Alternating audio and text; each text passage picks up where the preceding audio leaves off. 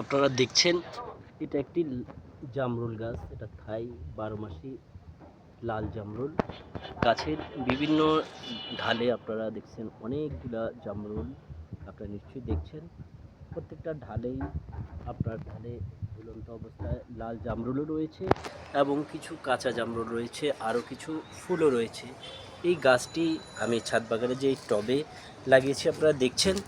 এই টবটাতে আমি সাধারণত গাছটির যেই যত্ন করে থাকি সেটা হলো ব্যবহৃত চা পাতাকে শুকিয়ে এরপরে সাথে ডিমের খোসাকে চূর্ণ করে এবং কলার খোসাকে চূর্ণ করে আমি মাসে একবার গাছের গোড়ায় মাটি খুঁড়ে দেই এবং প্রত্যেক সপ্তাহে চেষ্টা করি এটাতে কলার খোসার চূর্ণ ভিজিয়ে মাটিতে দেওয়া।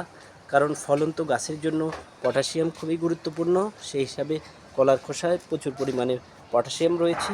আর ক্যালসিয়ামের জন্য ডিমের খোসা এবং নাইট্রোজেনের জন্য চা পাতা যদি গাছে দেওয়া হয় তাহলে গাছ পরিপূর্ণ পুষ্টি সবগুলা বা সুষম খাদ্য পেয়ে থাকে।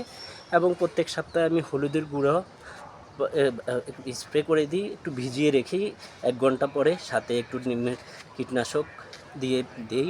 এর মাঝেই দেখুন মাশাআল্লাহ খুব সুন্দরভাবেই এই যে জামরুল গাছটাতে আপনারা জামরুল দেখছেন।